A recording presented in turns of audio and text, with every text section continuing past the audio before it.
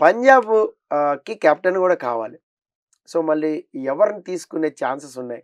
High chances ప్లేయర్స్‌లో Punjab పెట్టుకున్నది ఎవరిని ప్లేయర్స్‌ని? 110 కోట్లు ఉన్నాయి వాళ్ళ దగ్గర. అవును. సెకండ్ ప్లేస్‌లో ఆర్‌సీ వాళ్ళ దగ్గర 83 కోట్లు ఉన్నాయి. అవును. ఇక్కడే క్లియర్‌గా మీకు 27 కోట్ల వ్యత్యాసం తెలుస్తుంది. లీస్ట్ అమౌంట్ రాజస్థాన్ రాయల్స్ దగ్గర ఉంది 41 కోట్లు. 41 కోట్లు ఎక్కడ, 110 కోట్లు ఎక్కడ, 60 కోట్ల difference. So they have huge money. And వాళ్ళు ఎవరిని రిటైన్ చేసుకున్నారు? ఒక వికెట్ కీపర్, ఓపెనర్ని రిటైన్ చేసుకున్నారు, ప్రభ్ సిమ్రన్ సింగ్. అలాగే శశాంక్ సింగ్ ఒక ఫినిషర్ని రిటైన్ చేసుకున్నారు. మిగతా వాళ్ళందరికీ టాటా బై బై చెప్పారు. బట్ అందులో with the hope that Harshdeep Singh RTM చేసుకోవచ్చని. ఎందుకంటే 4 ఆర్టీఎం ఆప్షన్లు ఉన్నాయి వాళ్ళకి. 2 రిటెన్షన్స్ అయిపోయాయి కాబట్టి 4 ఆర్టీఎం చేసుకోవచ్చు మెగా ఆప్షన్ నుంచి. హర్షదీప్ సింగ్ ఫస్ట్ రిటెన్షన్ కొంటే అతనికి ఎక్కువ డబ్బులు ఇవ్వాలి. అంతవరకు హర్షదీప్ సింగ్ పలకడేమో అని చెప్పేసి వదిలేశారు. వాళ్ళు కనుక హర్షదీప్ సింగ్ని వదిలేశారు అంటే అది చాలా చాలా తెలివి తక్కువ నిర్ణయం అవుతుంది. ఎందుకంటే అతను లాస్ట్ 3 years అద్భుతంగా పర్ఫామ్ చేశాడు పంజాబ్కి. అన్లెస్ చాలా పెద్ద అమౌంట్కి వెళ్ళిపోయి మాకు వద్దులే అనుకుంటే తప్ప హర్షదీప్ సింగ్ పంజాబ్ నుంచి బయటకు రావడం కొంచెం కష్టంగానే కనిపిస్తుంది. వాళ్ళు తీసుకుంటారనిపిస్తుంది. బట్ మిగతా మొత్తం సిస్టమే మారిపోయింది. టీమ్ అంతా మారిపోయింది. లాస్ట్ 10 ఏళ్లుగా Punjab Kings struggled with their balance. చాలా మీకు మయాంక్ అగర్వాల్ క్యాప్టెన్ అనుకున్నారు, అతను నెక్స్ట్ సీజన్ వదిలేశారు. శిఖర్ ధవన్ క్యాప్టెన్ అనుకున్నారు, అది ఆడతాడో ఆడు తెలియదు. అండ్ రాజపక్ష తీసుకున్నారు, సికందర్ రజాన్ తీసుకున్నారు, లివింగ్స్టన్ తీసుకున్నారు, కేఎల్ రాహుల్ లక్నోకి వెళ్ళిపోయాడు. లాస్ట్ టైం చూసుకుంటే కనుక మీకు తర్వాత జానీ బేర్స్టో ఉన్నాడు, శామ్ కరణ్కి 18 కోట్లు ఇచ్చి మరీ తీసుకున్నారు, కైజో రబాడా అని తీసుకున్నారు. ఇంతమంది ప్లేయర్లను తీసుకున్నా they are not able to find that balance. ముందు షారుఖ్ ఖాన్ ఉండేవాడు, అతను 9 కోట్లు 10 కోట్లు ఇచ్చారు, అతను వెళ్ళిపోయాడు. సో ఆ బ్యాలెన్స్ అనేది రాకపోవడంతో వాళ్ళ పర్ఫార్మెన్స్ కూడా అంతే సాలిడ్ లెవెల్లో దెబ్బతినింది. లాస్ట్ టైం కొన్ని క్లోజ్ మ్యాచ్లు ఓడిపోయారు, అలాగే కొన్ని క్లోజ్ మ్యాచ్లు గెలిచారు. బట్ అందులోంచి వాళ్ళు చూడాల్సింది ఏంటి అంటే Harshal Patel second half of the టోర్నమెంట్లో బాగా కాంట్రిబ్యూట్ చేశాడు, హర్షదీప్ త్రూఅవుట్ కాంట్రిబ్యూట్ చేశాడు, బ్యాట్తో శశాంక్ కాంట్రిబ్యూట్ చేశాడు, ప్రభ్ సిమ్రాన్ కాంట్రిబ్యూట్ చేశాడు. సో వీళ్ళని ఎట్లాగైనా సరే ఉంచుకోవాలని ప్రయత్నం చేస్తారు. కానీ main stay of the batting order ఎవరు ఉండాలి? లాస్ట్ టైం వాళ్ళ బ్యాటింగ్ మెయిన్ స్టే ఎవరు? శిఖర్ ధవన్. ఆయనకి ఇంజరీ అవ్వడం వల్ల దాదాపు ఒక 7-8 మ్యాచ్లు ఆడలే అతను. సో ఇండియన్ బ్యాటర్ ఎవరు వాళ్ళకున్నది? లాస్ట్ టైం ఎవరు లేరు. You had to rely on Jonny బేర్స్టోనో లియామ్ లివింగ్స్టోనో, వాళ్ళ మీద రిలై అవ్వాల్సి వచ్చింది. వాళ్ళు ఆడారు 1-2 innings ఆడారు. కానీ ఏదన్నా టీంలో ఒక ఇండియన్ స్ట్రాంగ్ బ్యాటర్ ఉంటే కనుక ఆ టీంకి వచ్చే బ్యాలెన్స్ కానీ ఆ టీంకి వచ్చే ఒక ఊపు కానీ వేరేగా ఉంటుంది. సో వాళ్ళ ముందు ఉన్న ఇండియన్ బ్యాటర్స్ ఎవరో లిస్ట్ వేసుకోవాలి. నితీష్ రాణా, వెంకటేష్ అయ్యర్, శ్రేయాస్ అయ్యర్, కుదిరితే రిషబ్ పంత్, కేఎల్ రాహుల్ మళ్ళీ వెళ్తాడో లేదో తెలియదు, అక్కడి నుంచి వచ్చాడు కాబట్టి మరి రిలేషన్స్ ఎలా ఉన్నాయో తెలియదు. నాకు రావడానికి ఓకే అని చెప్తే బిడ్ చేస్తారు. ఐ వాంట్ కమ్ దేర్ అని అంటే బిడ్ చేయరు. It's as simple as that. అది వాళ్ళతో ముందే మాట్లాడుకుంటారు. బలవంతంగా మేము ఆర్టీఎం చేసాం మేము కొనేసాం రాకపోతే ఎట్లా అనేది ఉండదన్నమాట. సో అలాంటి ఈక్వేషన్స్ డెఫినెట్లీ ఉంటాయి. సో అలాంటి వాళ్ళు ఉన్నారు. కొన్ని ఫారెన్ ప్లేయర్స్ ఎవరైనా తెచ్చుకోవాలి అంటే ఒక స్ట్రాంగ్ ప్లేయర్ బేస్ ఎవరెవరు ఉన్నారు, ఎవరెవరైనా తెచ్చుకుంటే బాగుంటుంది. కాన్వే లాంటి వాళ్ళు, రచిన్ రవీంద్ర లాంటి వాళ్ళు, జాస్ బట్లర్ లాంటి వాళ్ళు, వీళ్ళందరూ అవైలబుల్లో ఉన్నారు. వీళ్ళందరూ తీసుకునే ప్రయత్నం చేస్తారు. టిమ్ డేవిడ్ లాంటి ఒక సాలిడ్ ఫినిషర్గా ఉన్నాడు, యూ కెన్ బౌల్. అలాగే లాస్ట్ టైం ఫినిషింగ్ ప్రాబ్లమ్స్ వచ్చాయి. శశాంక్, అశుతోష్ చేసినా కూడా they needed another finisher. So ఒక 5, 6, 7 ఆర్డర్లో అంటే మీరు 5లో శశాంక్ ఆడుతున్నారంటే 6 and 7లో కూడా మీకు ఫినిషర్స్ కావాలి, 4లో ఆడగలిగే బ్యాటర్ కావాలి. సో ఇన్ని ఆప్షన్స్ వాళ్ళ దగ్గర ఉన్నాయి వాళ్ళ డబ్బుల వల్ల.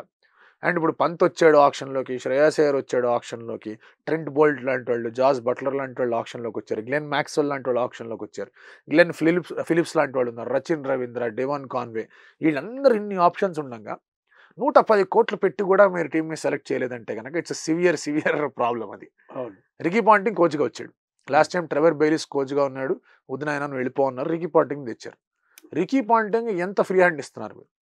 పంజాబ్ కింగ్స్లో 6 మెయిన్ షేర్ హోల్డర్స్ ఉన్నారు, 6 దిశలో లాగుతారు ఆ టీంని. అందుకే ఆ టీం ముందుకు వెళ్ళట్లా, అక్కడే ఉంటుంది. So there needs to be some kind of refinement ఆ స్ట్రక్చర్లోకి. అండ్ కోచ్ మీద కంప్లీట్గా భారం వదలాలి, ఎందుకంటే కోచే ఈ ఆప్షన్లో టీంని నిర్ధారిస్తాడు, కెప్టెన్ లేడానికి. సో అప్పుడు నీకు రిషబ్ పంత్కి పాంటింగ్కి మంచి బాండింగ్ ఉంటుంది కదా, ఉంది. సో మేబీ ఏమన్నా పంత్ని అటు ట్రై చేయొచ్చు, డెఫినెట్గా ట్రై చేయొచ్చు. ఎందుకంటే పంత్ ఇప్పుడు ఢిల్లీ క్యాపిటల్స్ నుంచి బయటకి ఎందుకు వచ్చాడు? ఒకటి రేట్ కుదరలేదా, బ్రాండింగ్ కుదరదని విషయం పక్కన పెడితే ఐఎమ్ షూర్ క్యాప్టెన్సీ విషయంలో కొంచెం వీల్ హ్యావ్ టు వెయిట్ అన్నట్టుగా ఏదో మాట్లాడి ఉంటారు. అట్టెట్లా కుదురుతుందని పక్కకు వచ్చాడు, ఒక రిస్క్ తీసుకొని. వేరే టీంకి వెళ్ళినా నేను క్యాప్టెన్గా ఉండకపోయినా పర్వాలేదు, నేను కనుక ఒక స్ట్రాంగర్ బేస్ ఉన్న టీంకి వెళ్ళానంటే అది నా కెరియర్కి, నా బ్రాండింగ్కి, నా ఎండార్స్మెంట్స్కి అన్నిటికీ మంచిదని ఆలోచనలో ఉంటాడు. దానికి మంచి అవకాశం అంటావు ఇది పంజాబ్ క్యాప్టెన్గా వెళ్ళి అక్కడ if you can turn things around చాలా మంచి అవకాశమే. బట్ అది చూడాలి ఎంతవరకు ఉంటుంది ఏంటి పరిస్థితి అని. అలాగే మీరు అబ్జర్వ్ చేస్తే కనుక మార్కస్ స్టోయినిస్ లాంటి వాళ్ళు వీళ్ళు బాగా గట్టిగా ఆల్రౌండర్స్, చేసిన ఆల్రౌండర్, మార్కస్ స్టోయినిస్ ఇలాంటి వాళ్ళందరూ కూడా గట్టిగా వెళ్ళే అవకాశాలు ఉంటాయి. అండ్ శ్రేయస్ అయ్యర్ ఉన్నాడు, అతను కూడా మంచి అవకాశం ఉంది అతనికి. ఇన్ఫాక్ట్ అతను ఎక్కడికి వెళ్ళినా క్యాప్టెన్సీ పరంగా అతనికి మార్క్ అనేది రాలే. సో మళ్ళీ అగైన్ అక్కడికి ఏమన్నా వెళ్తాడా అనేది ఇంకొక పాయింట్గా ఉంటుంది. So definitely if Rishabh Pant and Punjab Kings మధ్య ఓకే ఫైన్ బాగానే ఉంది, గో ఫర్ మీ అన్నట్టు ఇండికేషన్ వచ్చిందంటే they will go all out. Although వాళ్ళకి ప్రభ్ సింగ్ కీపర్గా ఉన్నా మీరు రిషబ్ పంత్ని పెట్టుకొని మిడిల్ ఆర్డర్లో ఆడేసి ప్రభ్ సిమ్రన్ మీరు ఇంపాక్ట్ ప్లేయర్గా కూడా వాడుకోవచ్చు, ఫీల్డర్గా కూడా వాడుకోవచ్చు. సో ఇన్ని ఆప్షన్స్ కనిపిస్తున్నాయి వాళ్ళకి. సో అది ఇంట్రెస్టింగ్ ఉంటుంది, ఏం చేస్తారు ఎట్లా చేస్తారు. సో ఇప్పుడు పంజాబ్ దగ్గర బౌలింగ్కి వచ్చేసరికి ఇప్పుడు వాళ్ళు హర్షదీప్ సింగ్ అన్నాం, అలాగే హర్షల్ పటేల్, సో వీళ్ళని రిటైన్ చేసుకున్నా మెయిన్ స్ట్రీమ్ బౌలర్ ఎవరైనా మిస్ అవుతున్నారు వీళ్ళకి, స్పిన్నర్స్ కానీ?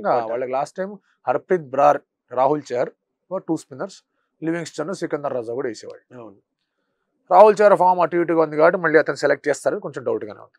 హర్ప్రీత్ బ్రార్ చాలా వాల్యుబుల్ ప్లేయర్, చాలా valuable player. Impact player rule వల్ల అమౌంట్ కొంచెం వెనక ముందు అవ్వచ్చేమో కానీ is a very good player. Batting చేయగలడు, లెఫ్ట్ ఆర్మ్ స్పిన్ కూడా వేయగలడు. సో అతన్ని ఏమైనా తెచ్చుకుంటారో చూడాలి. But they need a very good spinner, లేదంటే కనుక వాళ్ళకి ఇబ్బందులు ఉంటాయి పంజాబ్కి.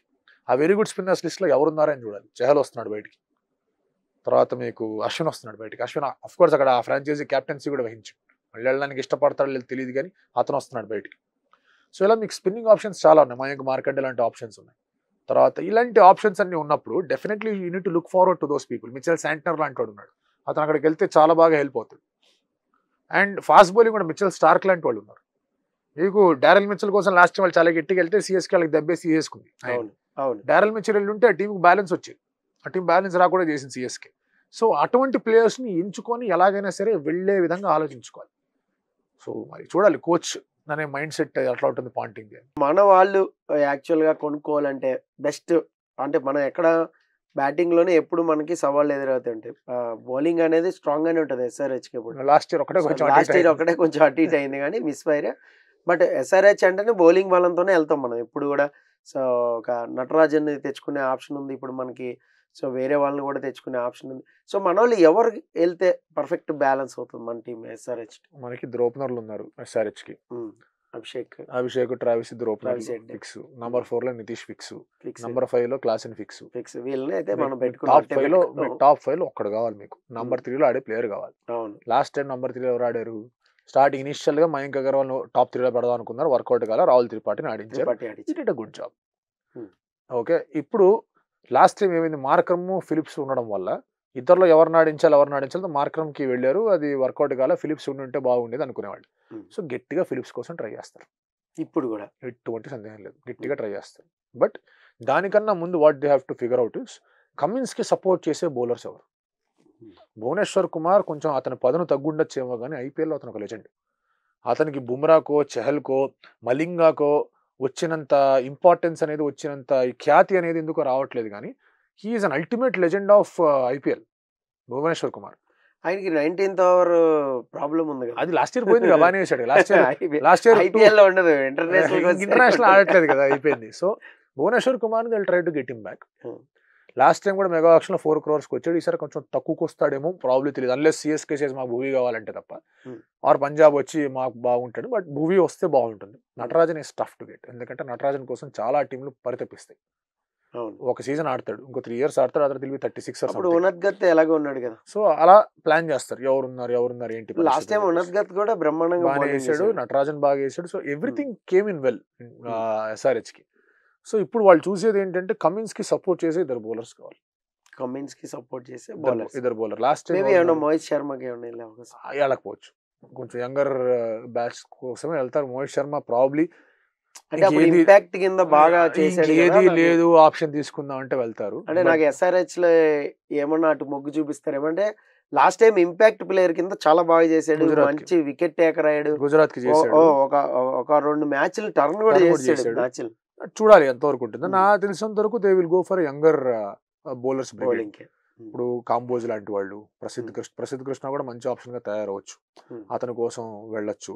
అండ్ దెన్ ఇప్పుడు Sri Lanka left arm pacers Tushara లాంటి వాళ్ళ కోసం వీళ్ళందరి కోసం ప్రయత్నం చేస్తారు. లాస్ట్ టైం ఉమ్రాన్ మాలిక్ ఉన్నాడు, అతను మళ్ళీ తెచ్చుకుంటారు. ఎందుకంటే ఉమ్రాన్ మాలిక్ తెచ్చుకుని అతని ఆడిన మ్యాచ్లు చాలా తక్కువ, వేసిన ఓవర్లు ఇంకా తక్కువ. సో అటువంటి పరిస్థితుల్లో ఇప్పుడు ఒక మంచి ఫ్లాట్ ట్రాక్ ఇచ్చి ఎక్స్ట్రా పేస్ ఉన్న బౌలర్ వచ్చి ఇట్లా కొడితే 6 వెళ్ళే ఆ అవకాశం రాకుండా కొంచెం సాలిడ్ గన్ బౌలింగ్ వేసే బౌలర్స్ కావాలి. సో వాళ్ళ కోసం ప్రయత్నాలు గట్టిగా జరుగుతాయి. అండ్ అందులో లాస్ట్ టైం ఫజలక్ ఫారూక్ ఇలాంటి వాళ్ళు కూడా ఉన్నారు, కానీ 4 ఫారినర్స్ రూల్ వల్ల అతనికి ఎక్కువ ఆడే అవకాశం రాలేదు. అవును. సో ఇప్పుడు ఒకవేళ కనుక మీకు నంబర్ 4లో, నంబర్ 3లో, నంబర్ 6లో మంచి ఇండియన్ బ్యాటర్స్ వచ్చారు అంటే then they can go for another fast foreign fast bowler. Coetzee లాంటి వాడు, అట్లాంటి వాళ్ళు వచ్చారంటే చాలా హెల్ప్ అవుతుంది ఎస్ఆర్హెచ్కి. ఎస్ఆర్హెచ్కి లాస్ట్ టైం బొక్క ఎక్కడ పడింది? లేడు. రిస్ట్ స్పిన్నర్ లేడు. మా ఏ స్పిన్నరు లేడు. ఎక్కువ మాట్లాడతారు. షాబాజ్ అహ్మద్తో వేయించే ప్రయత్నాలు చేశారు, వర్కౌట్ కూడా అయింది అది. సో ఇప్పుడు they need genuine good spinner కావాలి వాళ్ళకి. వాళ్ళు ఉన్న వాళ్ళందరిలో కూడా జల్లెడు బట్టి మంచి స్పిన్నర్ని తెచ్చుకోవాలి, Indian spinner.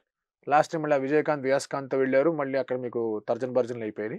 He look good, డీసెంట్గానే ఉన్నాడు, కానీ చూడాలి ఎలా ఉండబోతుంది. మంచి స్పిన్నర్ కావాలి. జతవేత్ సుబ్రహ్మణ్యన్ బాగా మంచిగా వేయగలడు, కానీ అతనికి అంత అవకాశాలు ఇవ్వలేదు. ప్రాబ్లీ ఇప్పుడు ఇంకొంచెం పరిణితి చెందాడేమో, ఇంకొంచెం పరిపక్వత వచ్చిందేమో, అతను తీసుకుంటే కనుక బాగుంటుంది. చహల్ లాంటి వాళ్ళు వస్తే ఇంక సోనే పేస్ బాగా. షహల్ ఏమో కానీ రవి బిష్నాయ్ మీద బిష్నాయ్ అక్కడ లక్నో రిటైర్డ్ గా, బిష్నాయ్ ఛాన్స్.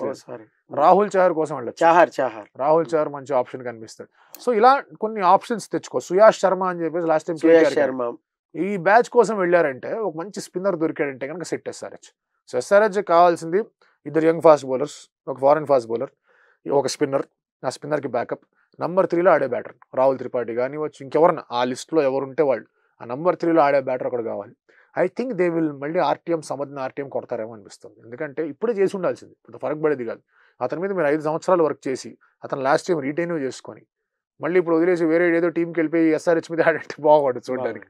బట్ ఎనీవే అతను బాగానే ఆడాడు. ఇన్ఫాక్ట్ బెంగళూరు మీద 287 రావడానికి సమర్థ్ ఇన్నింగ్స్ కూడా కారణమే. సో అలాంటి ప్లేయర్స్ కొంతమందిని తెచ్చుకుంటే బెటర్గా ఉంటుంది. అండ్ భువి, నట్టు వచ్చారంటే ఇంకెంతకని కావాల్సింది ఏం లేదు. నటరాజన్ అండ్ భువి ఇద్దరు వచ్చారంటే హ్యాపీస్. సో చూడాలి. వాళ్ళ దగ్గర ఉన్న అమౌంట్ కూడా తక్కువే, 45 కోట్లే. 45 కోట్లు. Natarajan will definitely go for a good price. తర్వాత మీ నంబర్ 3కి వచ్చే batter definitely will go for a good price. So అలాంటి వాళ్ళని పిక్ చేసుకోవాలి, ఎవరు ఉంటారు ఏంటి పరిస్థితి అని చెప్పి.